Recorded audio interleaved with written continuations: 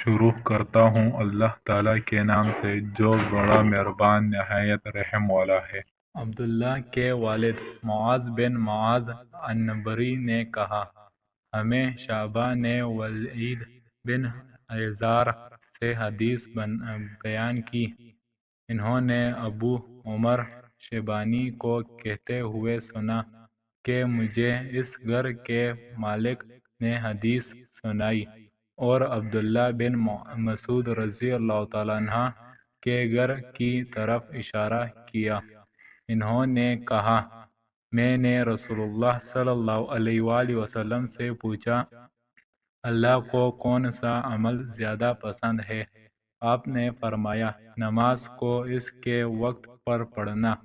میں نے پوچھا، پھر کون سا؟ فرمایا، پھر والدین کا کے ساتھ حسن سلوک کرنا۔ میں نے پوچھا، پھر کون سا؟ فرمایا، پھر اللہ کے راہ میں جہاد کرنا۔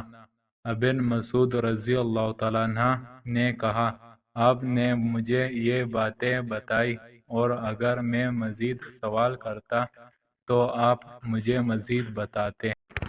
اللہ تعالیٰ ان احادیثوں پر ہمیں عمل کرنے کی توفیق عطا فرمائے، آمین۔